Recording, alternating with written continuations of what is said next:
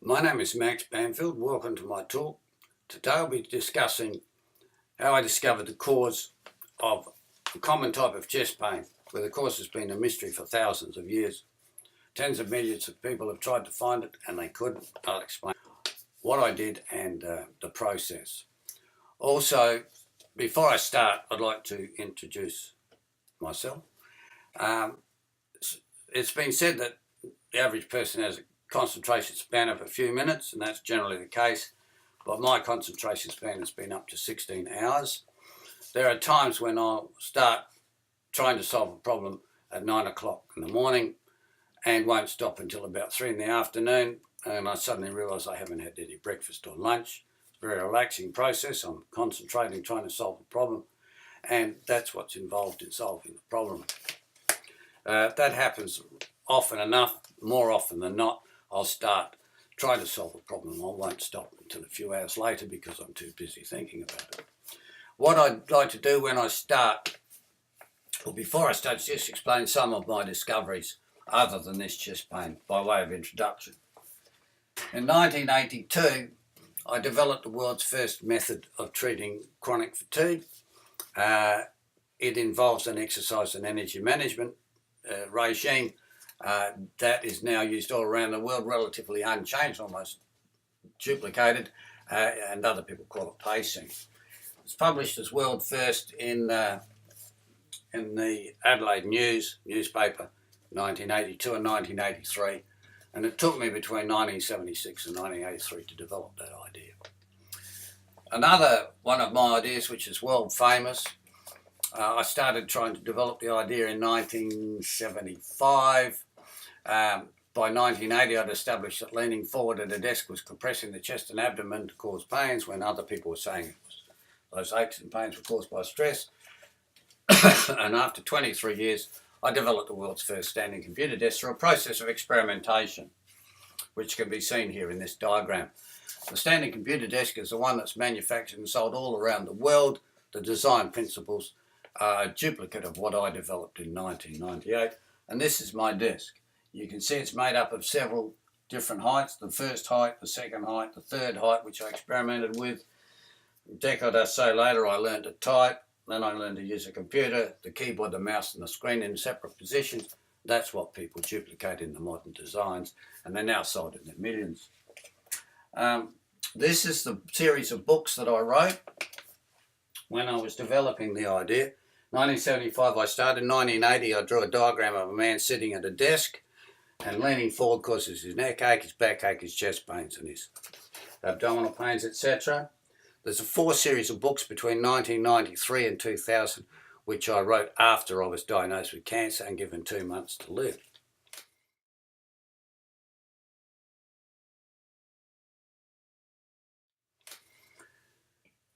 This is the hardbacks. That's the first 4 editions, 5th, 6th, 7th, 8th, 9th, etc. In the 9th edition, 1997, I had heart disease. I cured that by reading about the Pritikin diet and made a slight modification to that. In 1998, I had cancer surgery. That's that scar there. And then I had 6 months of CHOP chemotherapy. And soon after that, I invented the standing desk. And then about 18 months later, I had more cancer surgery around my kidney, and that was followed by 3 months of CHOP chemotherapy and then a stem cell transplant, etc.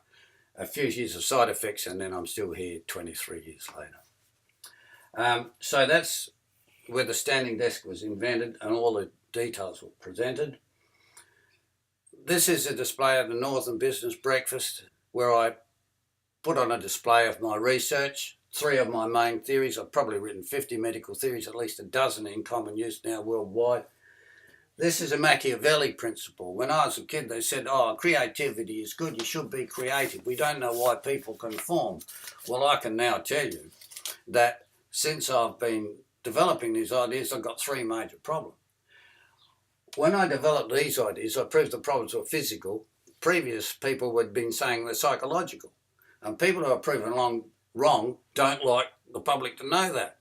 So they don't want the public to know that I developed it.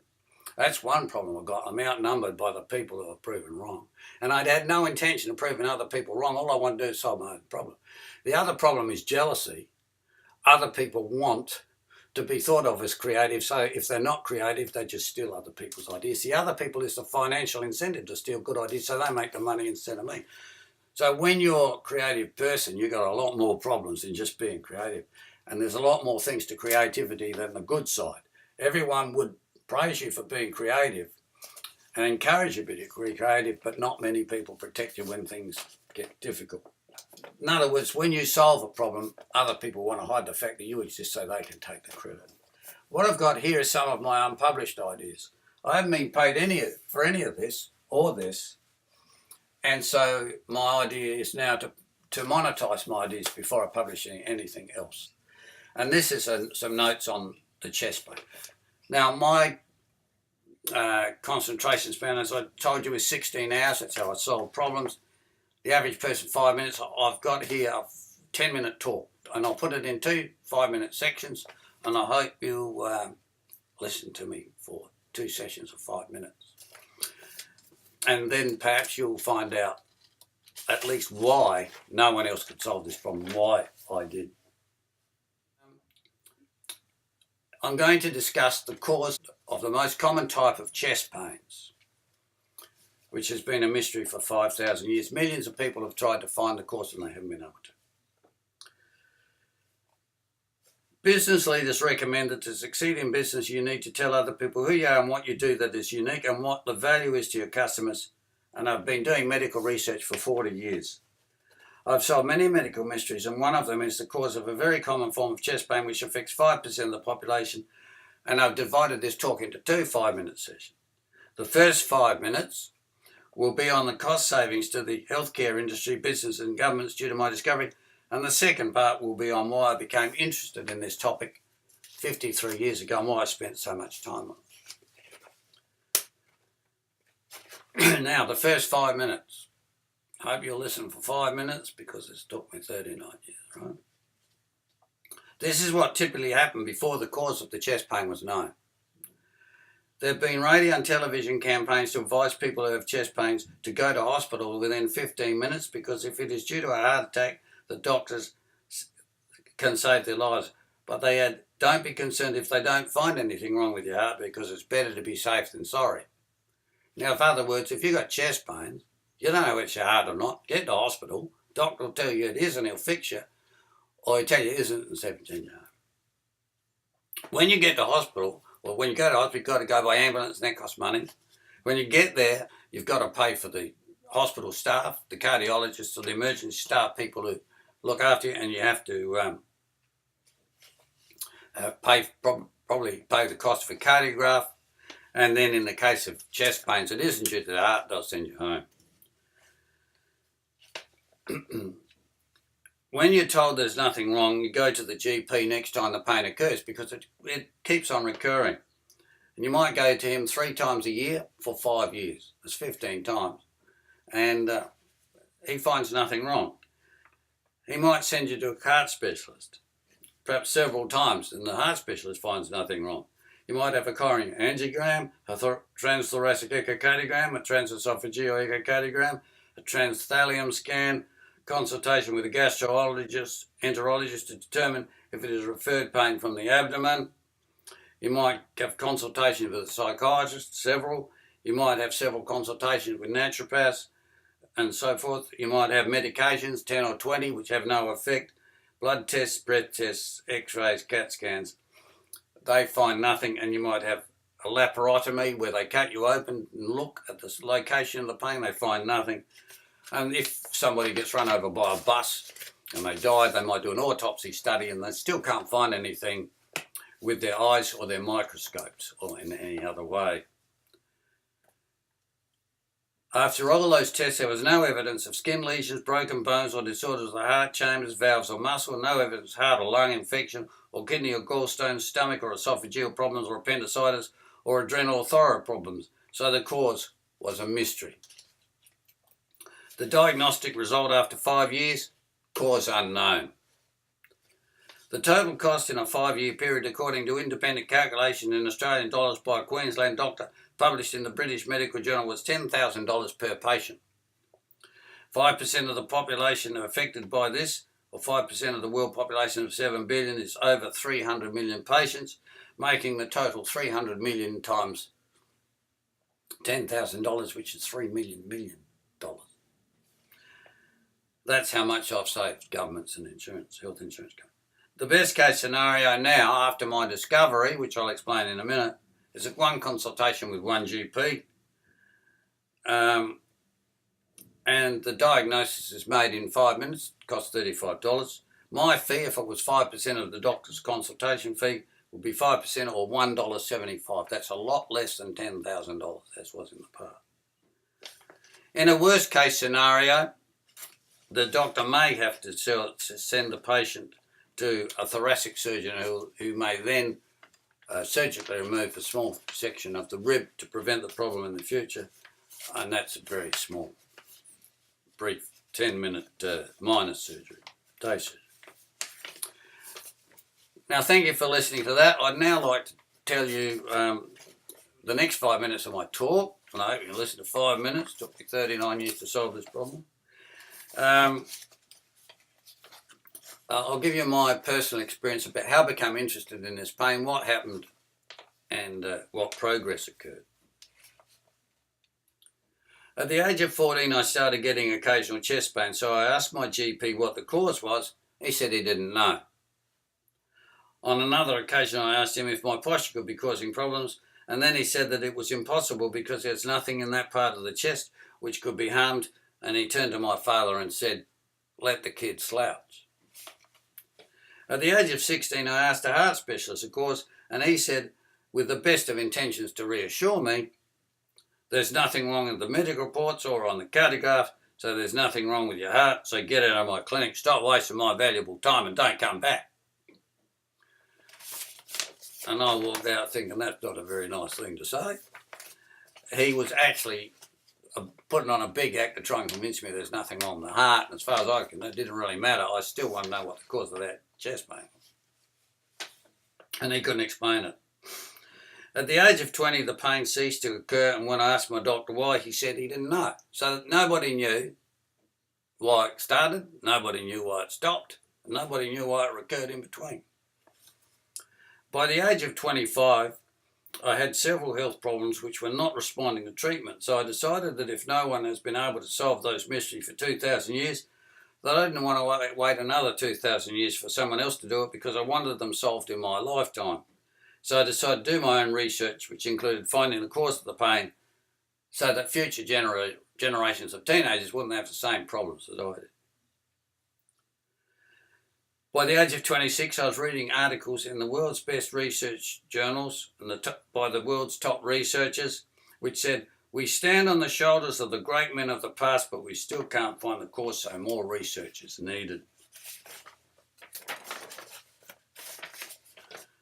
By the age of 30, I concluded that the cause of many health problems, including the chest pain, was postural factors which compressed the chest and abdomen. But I couldn't prove it. Some said that my explanation was perfectly logical and that I was a world expert, but critics said such things as, "It can't be posture because they know 100 people with poor posture, and only 10 of them have chest pain." And they said, conversely, they know 100 people with chest pain and only 10 of them have poor posture. Too much contradiction. Others said that there are tens of thousands of other possible causes such as disease of the heart, lungs, kidneys, stomach, liver, disorders of the adrenal, thyroid glands, the autonomic nervous system, the brain, emotional, psychological factors such as imaginary disease, worry or stress, fear of heart disease or death, or countless environmental, social, cultural factors. Despite the fact that none of them have been proven, they are more likely to be caused than postural factors. So just thinking something or just knowing something doesn't mean that other people are going to accept it. By the age of 49, after more than 2 decades of experiments, I invented the world's first standing computer desk which improves posture to those who use them and removes pressure from the chest and abdomen. It solved a lot of those problems. By the age of 65, in 2014, 39 years after I started research, I discovered the cause of the chest pain which is postural pressure on the top 7 ribs, which gradually push down behind the 8th rib and move the 8th rib slightly forward and stretch its attachments and make it loose. So the 8th rib becomes loose. And then occasional minor movements make it slip and pinch a nerve.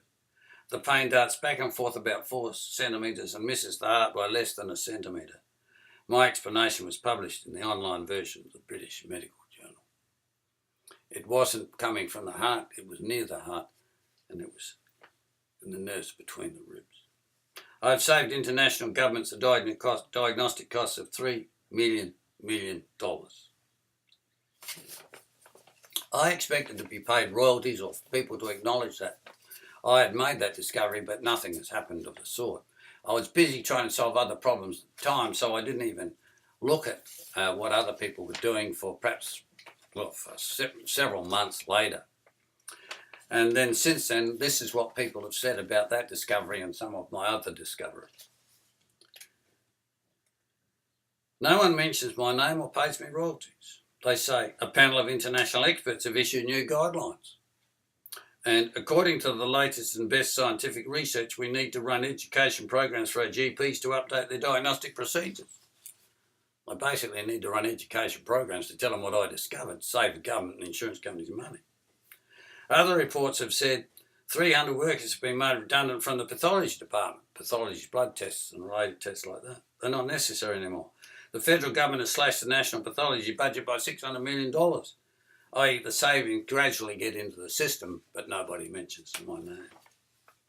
A patient said, that's not science, it's just common sense. Anybody could have discovered that if they tried, and we don't have to pay for that.